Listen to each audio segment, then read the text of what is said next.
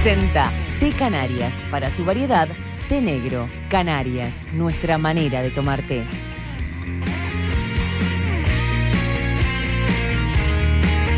Finalmente el Senado de Brasil votó la destitución de la presidenta Dilma Rousseff. No por anunciado, por previsible, deja de ser un hecho extremadamente importante y de repercusiones quizás inesperadas o insospechadas, tanto en Brasil como en el resto de la región. Estamos en contacto con Denise Mota, que es periodista brasileña, ha estado aquí, nos ha acompañado alguna vez, está radicada en nuestro país hace más de 10 años, es columnista del programa No Tocan Nada y del portal de Noticias 180. ¿Cómo estás, Denise? Un gusto de estar en contacto contigo.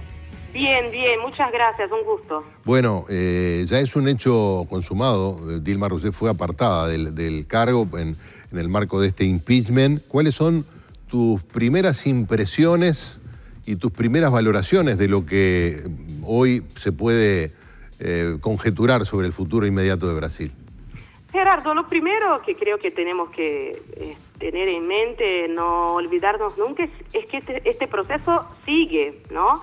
Las investigaciones de la Lava Jato siguen. Dilma, hay que acordarse siempre, no fue destituida de su poder por corrupción, sino por irresponsabilidad fiscal.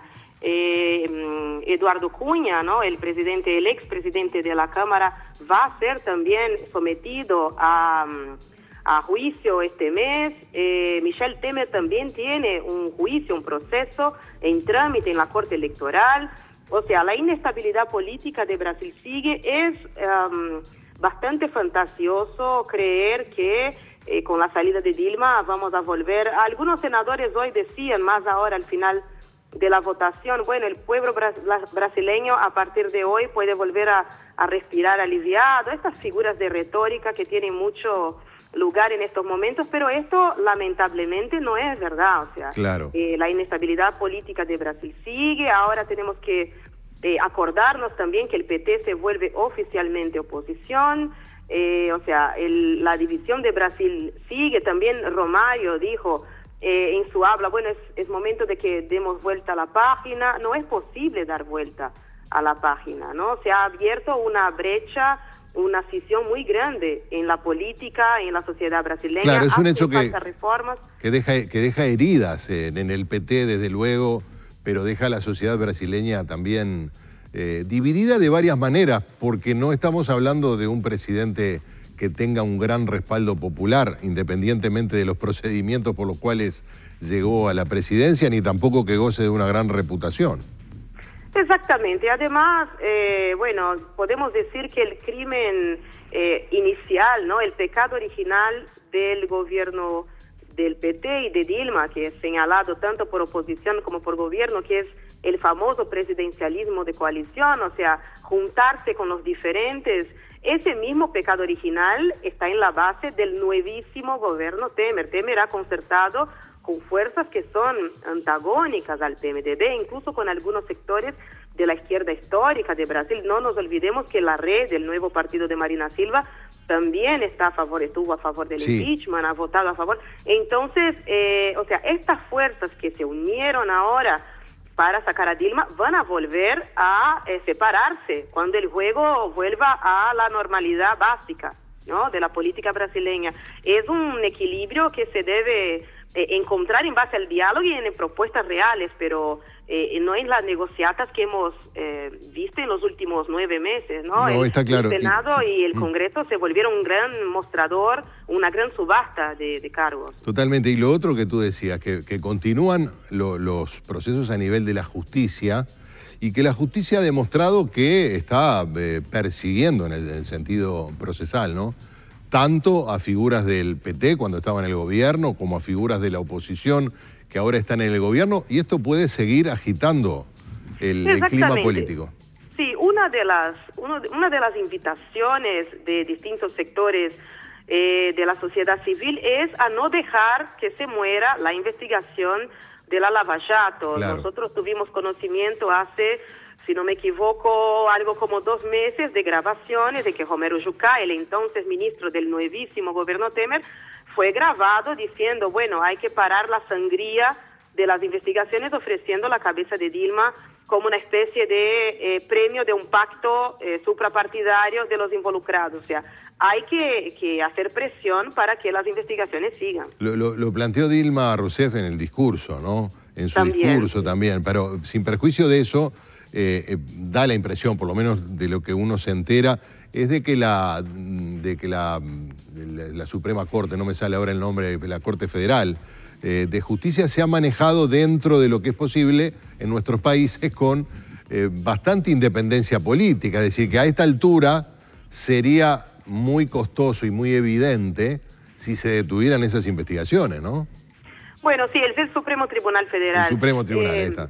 Sí, el papel del Supremo en realidad en todo eso, particularmente en el proceso político, ha sido fuerte ahora en los últimos días con la conducción del proceso por Ricardo Lewandowski, pero en realidad siempre tratando de obedecer, algo que en Brasil también está muy nuboso, pero tratando de obedecer a la independencia de los poderes, la justicia, aunque haya dado bastante subsidio en uno que otro momento, pero se trató de un proceso eminentemente político. Claro, claro. No, Lewandowski incluso hoy, cuando el PT impuso la moción a la hora de la votación final sobre si se inhabilitaba a Dilma por los 8 años o no, Ricardo Lewandowski dijo, mira, yo voy a dar mi interpretación como jurista, pero la decisión final está a cargo de ustedes, y de hecho fue a votación por panel electrónico de nuevo, o sea, se hizo una votación separada, en que los senadores también deliberaron sobre eso. Lewandowski como que no tomó la decisión final. Claro, Denise, sabemos que tenés otros compromisos. La última, esto obviamente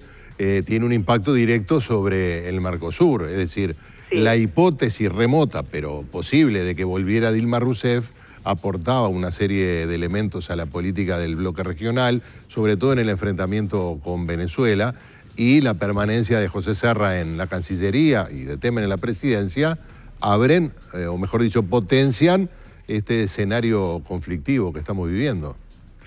Sí, Gerardo, Serra fue bastante claro en cuanto asumió la Cancillería, que apostaba en sus palabras en el Mercosur, pero no en la exclusividad del Mercosur. El gobierno Temer muy probablemente va a seguir en esa senda y va a dejar bastante clara la idea, el concepto de que Brasil va a seguir negociando con el Mercosur, pero no con exclusividad. Lo que ese gobierno va a plantear es la vuelta, como ellos mismos dijeron, de la libertad de Brasil para negociar con otros países sin tener que pasar por la intermediación del Mercosur, o sea, acuerdos bilaterales sin pasar por el Mercosur. De hecho, Michel Temer va a China ahora, esta noche, con una amplia comitiva. Renan Calheiros, el presidente del Senado, fue invitado, debe ir a China también, y la idea es volver para el 7 de septiembre, el gran feriado de la independencia brasileña, con buenas noticias en la valija.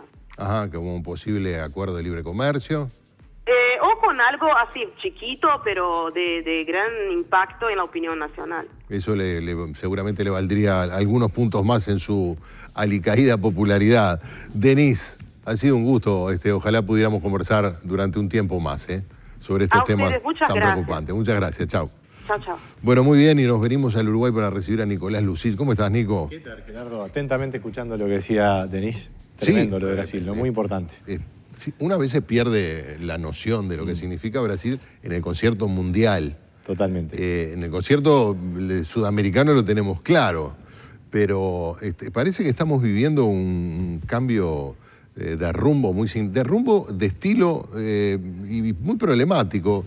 Bolivia anunciaba, el presidente de Bolivia, que en caso de que se confirmara lo que finalmente ocurrió, la destitución de Dilma Rousseff, iba a llamar a su embajador y se hablaba de posible ruptura de relaciones diplomáticas, algo que era impensable hace algunas décadas, y que Bolivia de algún modo amenazara al gobierno de Brasilia con sanciones diplomáticas.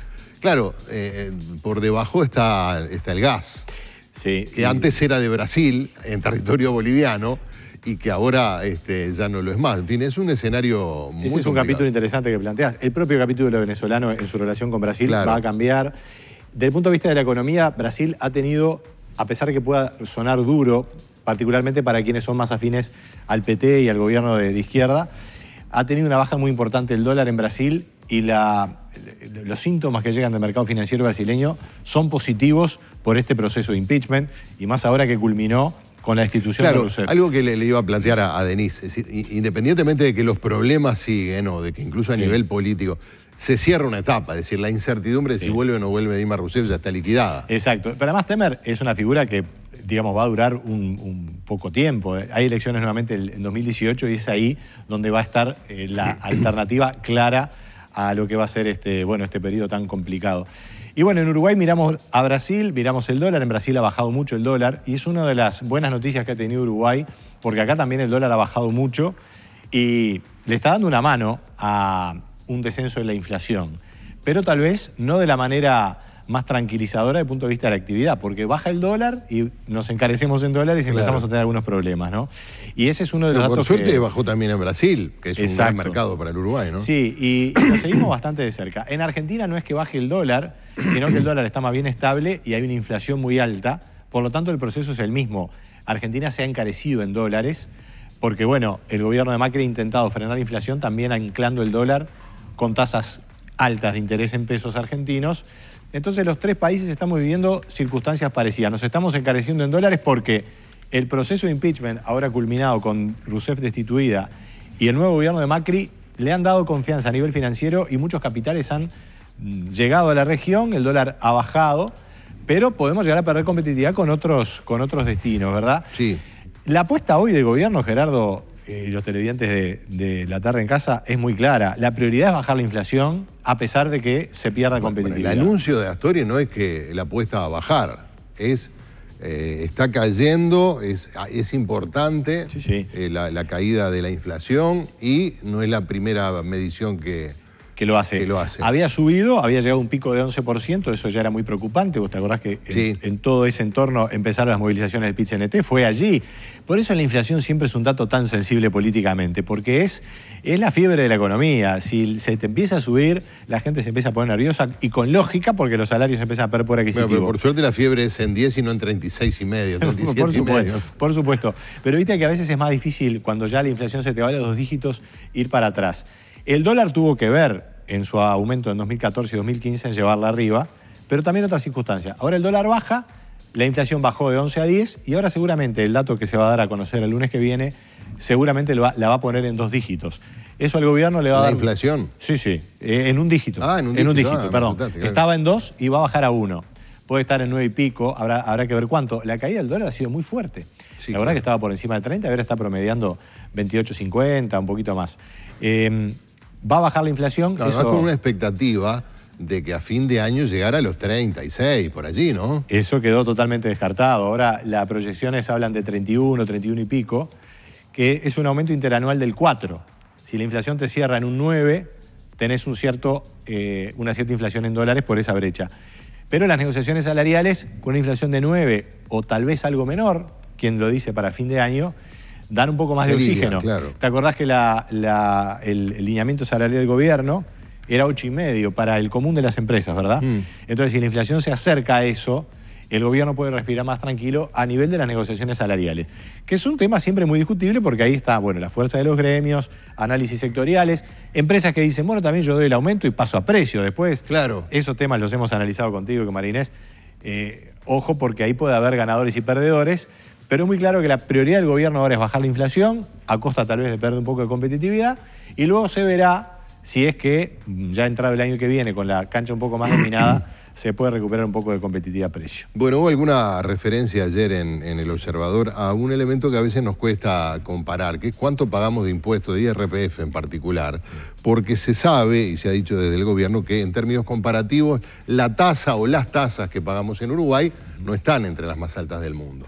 Ahora, claro, el asunto es que si a eso le quitas por el otro lado las deducciones que podés hacer, que son muy bajas en cuanto a su monto, en realidad, según dice este informe que salió ayer en El Observador, la clase media uruguaya termina pagando más que en otras economías que aplican tasas más altas.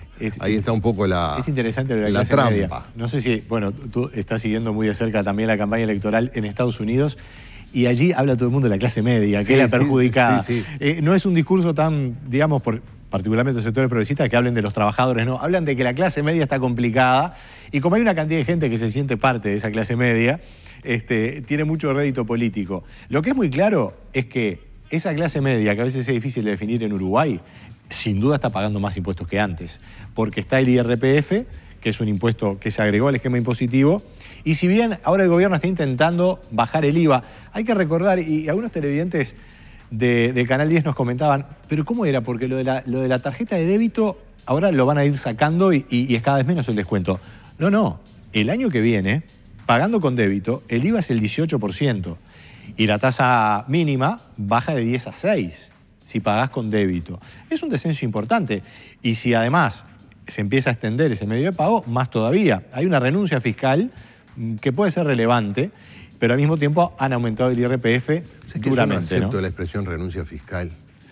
Sí. Es como que me digas que el ladrón renuncia a llevarse el microondas. O sea, vea, esa plata es mía. Sí. Usted, porque es el Estado, genera a través de la ley, lo cual es legítimo, que me va a sacar un dinero para atender otras necesidades. Yo eso lo acepto. Claro. Pero no renuncia a nada. Ese dinero es del que lo generó. Ahora, luego, a través de los recursos que tienen la República y los gobiernos, se establecen las tasas de impuestos. No, comparto la filosofía de lo que decís. También me hace acordar... renuncia fiscal no. No, me hace acordar al concepto, cuando creamos tantos empleos. No, claro, crea ningún usted empleo. No creó, claro. Lo viabiliza políticamente. Claro, generó las vías. Ahora, lo que tú decís en términos impositivos, yo lo asocio más a los impuestos a la renta. Por ejemplo, toda esta discusión que se ha abierto con el tema de las universidades y las exoneraciones. Sí. Hay empresas que generan renta, estructuran sus negocios y, por supuesto, tienen que pagar el IRAE, pero tienen cierta responsabilidad de haber generado ese esfuerzo económico que deriva en la generación de ese impuesto. Por lo tanto, no son neutrales y hay un cierto fundamento para que, eventualmente, como está planteado ahora... Es el argumento del equipo económico para no afectar el IRAE. Ahí está, puedan definir a dónde va. En el caso del IVA, es un impuesto general, claro. Es un impuesto al consumo, Sí, mucho menos individual. Por supuesto.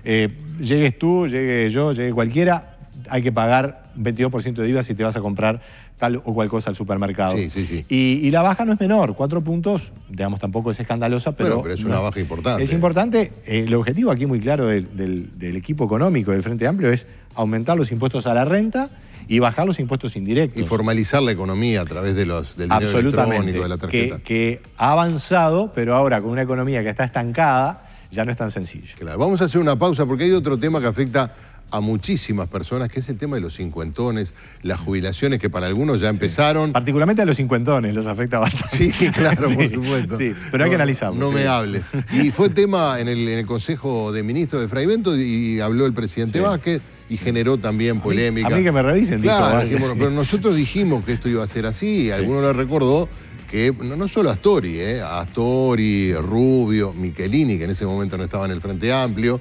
apoyaron la creación de la SAFAP. Lo vemos con Nicolás Lucich después de la pausa. Presentó Té Canarias, para su variedad té negro. Canarias, nuestra manera de tomar té.